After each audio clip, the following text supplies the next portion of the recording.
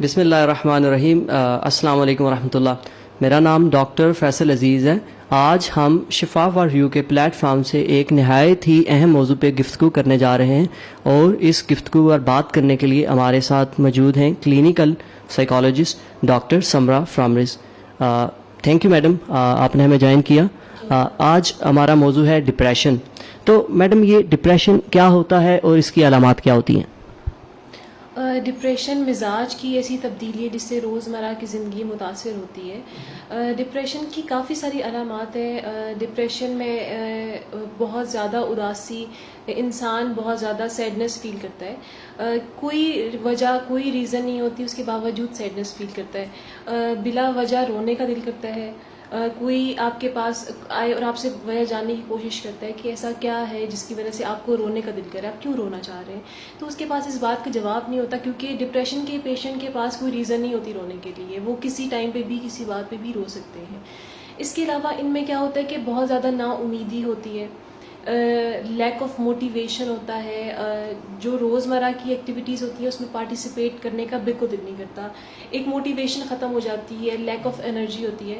اور ڈپریشن کے پیشنٹ میں ایک جو چیز دیکھی جاتی ہے وہ یہ ہوتی ہے کہ ڈپریشن کے پیشنٹ میں یا تو بہت زیادہ نیند دیکھی جاتی ہے، ٹھیک ہے، بہت زیادہ سوتے ہیں وہ، یا پھر بہت کم سوتے ہیں. اس کے علاوہ ان کو بہت زیادہ بھوک لگتی ہے. جیسا کہ دیکھنے میں آیا ہے،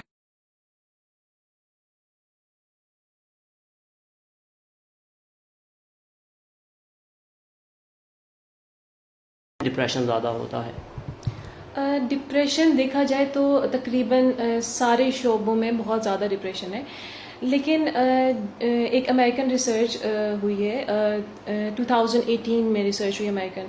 اس میں یہ چیز پروو کی گئی ہے کہ جو میڈیکل اسٹوڈنٹس ہیں اور میڈیکل پروفیشنلز ہیں ان میں 3 ٹائمز زیادہ ڈپریشن ہے نسبتاً باقی جتنے بھی شعبے ہیں ان کے، ٹھیک ہے. اور اس میں کافی ساری وجوہات آ سکتی ہیں جس کی بنا پہ میڈیکل اسٹوڈنٹس میں بہت زیادہ ڈپریشن ہے یا میڈیکل پروفیشنلز میں بہت زیادہ ڈپریشن ہے. جیسے میڈیکل اسٹوڈنٹ ہے، right from the degree in کے لیے ایک ان کا ایک اسٹرگل شروع ہو جاتی ہے، ٹھیک ہے. پہلے انہوں نے ایک میرٹ کو کراس کر کے انہوں نے ایڈمیشن لینا ہوتا ہے. جب ان کا ایڈمیشن ہو جاتا ہے پھر اس کے بعد ان کے لیے کمپٹیشن ہوتا ہے. پھر ان کا ٹائم زون، ان کا ورک لوڈ، سب چیزیں ان کے لیے بہت زیادہ اسٹریسفل ہوتی ہیں. اور جو سب سے زیادہ میجر بات دیکھی گئی ہے نا میڈیکل اسٹوڈنٹ میں، وہ یہ ہے کہ ان کی جو ٹریننگ ہوتی ہے اس میں وہ لوگ بہت زیادہ ایمرجنسی سچویشنز کو ڈیل کرتے ہیں، ٹھیک ہے. کوئی بھی حادثہ ہو گیا، کوئی مریض آ گیا ہے تو وہ آبزرویشن کے لیے پاس کھڑے ہوتے ہیں، وہ دیکھ رہے ہوتے ہیں ان چیزوں کو. روز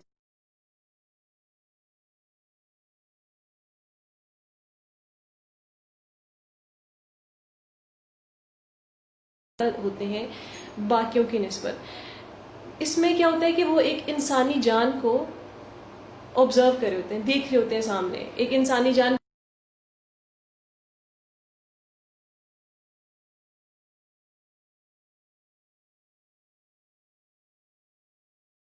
ہے.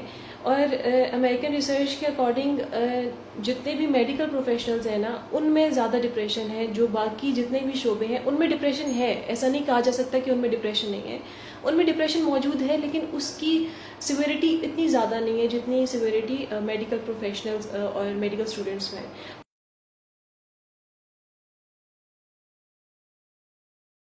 ڈیلی روٹین ہے وہ بہت ٹف ہوتی ہے. ان کو 80 آورس پر ویک ان کو کام کرنا پڑتا ہے. ان کی اتنی ٹف روٹین ہوتی ہے کہ ان کو اپنے لیے ٹائم نہیں ملتا، فیملی کے لیے ٹائم نہیں ملتا. اور جو بھی ان کی فیوریٹ ایکٹیویٹیز ہیں، جو بھی جن میں وہ خوشی محسوس کرتے ہیں، ان کو ٹائم نہیں ملتا اور وہ ہمیشہ بزی رہتے ہیں، جس کی وجہ سے ان کے اندر ڈپریشن ہو سکتا ہے. اچھا، تو ڈپریشن کی تشخیص کیسے ہوتی ہے؟ اس کے لیے کوئی کرائیٹیریا ہے یا کلینک پہ آنے کے بعد ہی اس کو لیبل کیا جاتا ہے کہ یہ پیشنٹ ڈپریشن کا ہے؟ ڈپریشن کی تشخیص کے لیے DSM-5 نے ایک کرائیٹیریا سیٹ کیا ہوا ہے، ٹھیک ہے. جتنی علامات میں آپ جیسے مجھ سے پہلے پوچھ چکے ہیں، میں آپ کو بتا چکی ہوں، نا امیدی، خود کو اکیلا رکھنا، بہت زیادہ رونا آنا، مسلسل اداسی رہنا، اور اس کے علاوہ جو ہے روزمرہ کی سرگرمیوں میں پارٹیسپیٹ نہ کرنا،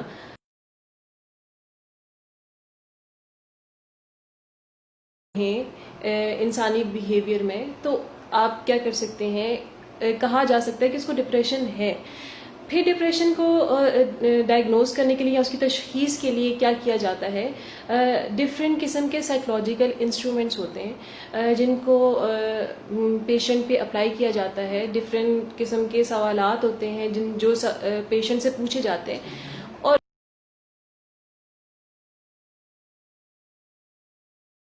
اور جیسے کہ آپ نے کہا ہے کہ کوئی نارمل لائف میں اگر آپ کوئی ایسا دیکھیں انسان جس کو ڈپریشن ہو، تو کیسے آپ جج کر سکتے ہیں کہ اس کو ڈپریشن ہے؟ ڈپریشن کا علاج کیا ہے؟ ڈپریشن کا علاج ادویات میں ہے، اور اس کے علاوہ سائیکو تھراپی میں کوگنیٹو بیہیویئر تھراپی جو ہے وہ سب سے زیادہ اثر رکھتی ہے، اور کوگنیٹو بیہیویئر تھراپی میں ڈفرینٹ طرح کی ٹیکنیکس ہیں جن کو استعمال کیا جاتا ہے۔ سب سے پہلے تو ڈپریشن کے پیشنٹ کے ساتھ ریپو بلڈ کی جاتی ہے، اس کو یقین دلایا جاتا ہے کہ آپ یہاں پہ علاج کے لیے آئیں، اور آپ کی بتائی ہوئی جتنی بھی معلومات ہیں وہ آپ کے علاج میں استعمال ہوگی، اور اس کا غلط استعمال نہیں کیا جائے گا۔ ایک ٹرسٹ کا، ایک یقین کا جو ہے بانڈ بنایا جاتا ہے کسی بھی سائیکولوجیکل پیشنٹ کے ساتھ۔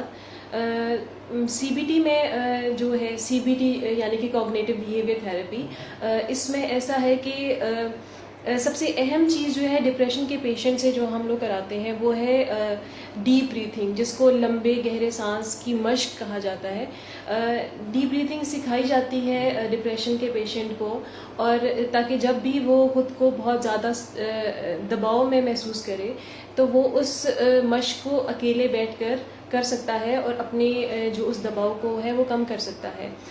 ڈپریشن کے لیے ڈپریشن کے اگر لیولز دیکھے جائیں تو مائلڈ، ماڈریٹ اور سیویئر لیول ہوتا ہے۔ مائلڈ لیول پہ کوگنیٹو بیہیویئر تھراپی یعنی سی بی ٹی جو ہے وہ بہت زیادہ اثر رکھتی ہے، ادویات کے ساتھ بھی اور ادویات کے علاوہ بھی۔ لیکن جہاں بات ہوتی ہے ماڈریٹ کی یا سیویئر لیول کی، وہاں پہ سب سے پہلے ادویات کو زیادہ اہمیت دی جاتی ہے۔ ایک ڈپریشن کے پیشنٹ کو ادویات دے کر اس کو اسٹیبلائز کیا جاتا ہے، اس کو نارمل کیا جاتا ہے، اور ساتھ ساتھ اس کو سی بی ٹی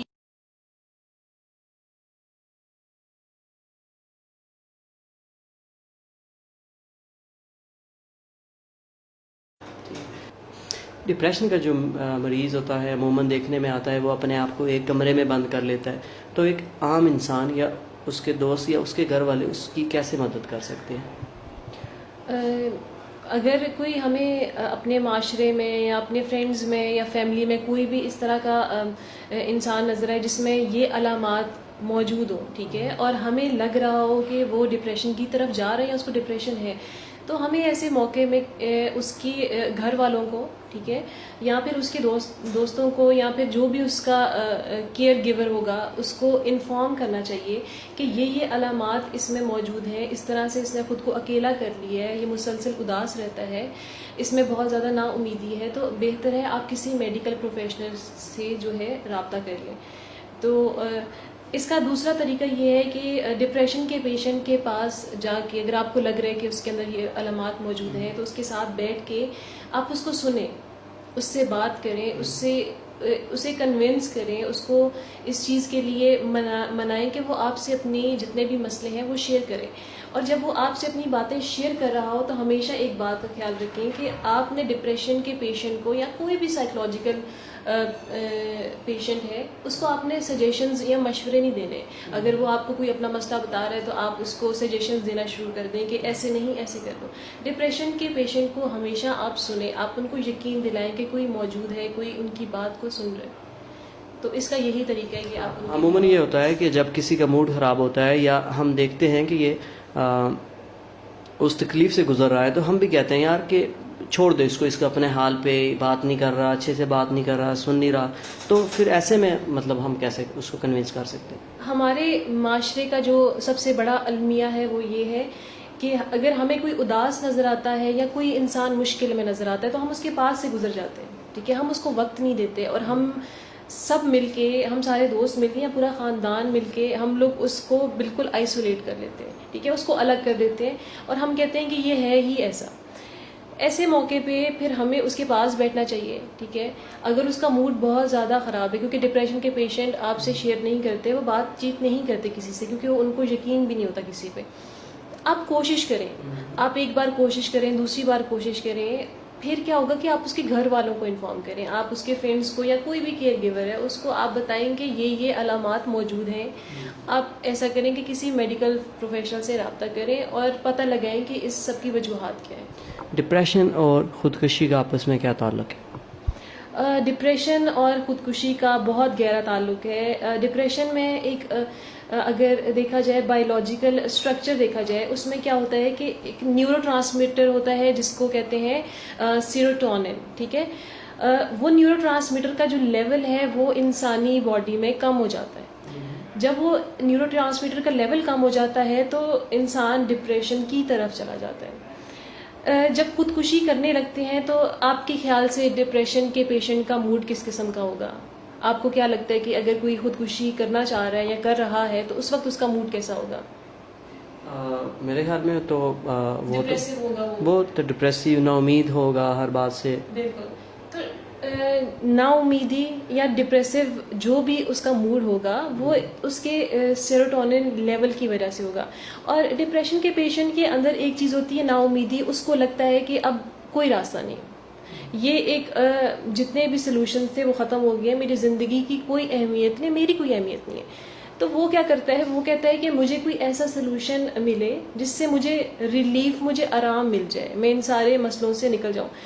اس کے خیال سے جو بھی ہے خودکشی جو ہے وہ ایک آخری حل ہے، اس کو لگتا ہے کہ اپنی جان کو ختم کر کے میں ہر طرح کے مسئلوں سے آزاد ہو جاؤں گا۔ اگر ریسرچز کے اکارڈنگ دیکھا جائے تو 3 ٹائمز زیادہ سوسائڈ ریٹ ہے ڈپریشن کے پیشنٹس میں as compared to other psychological disorders. Depression کے جو مریض ہوتے ہیں کس طرح سے ہم ان کو قائل کر سکتے ہیں کہ روزانہ معمول کی جو ورزش ہے یا جو 10-15 منٹ کی چہل قدمی ہے، کیا یہ ان کے لیے فائدہ مند ہے؟ ڈپریشن کے جو بھی مریض ہوتے ہیں ان کو کہا جاتا ہے کہ ان کو ہم ایک ایکٹیویٹی اسکیجول دیتے ہیں، ٹھیک ہے، ایکٹیویٹی اسکیجول میں کیا ہوتا ہے کہ پورے دن میں انہوں نے کس روٹین کو فالو کرنا ہے، اس روٹین میں ہم لوگ جو چہل قدمی یا ورزش ہے اس کو ہم لوگ شامل کرتے ہیں تاکہ ان کا دھیان جو ہے، جو بھی غلط سوچیں ان کے دماغ میں آ رہی ہیں اس سے ہٹ کر ایک جو مثبت سوچوں کی طرف ان کا دماغ جو ہے وہ مائل ہو جائے۔ بہت ہی انفارمیٹیو یہ ڈسکشن تھی، امید ہے کہ بہت سارے لوگ اس سے مستفید ہوں گے۔ ڈاکٹر سمرا، آپ کا بھی بہت بہت شکریہ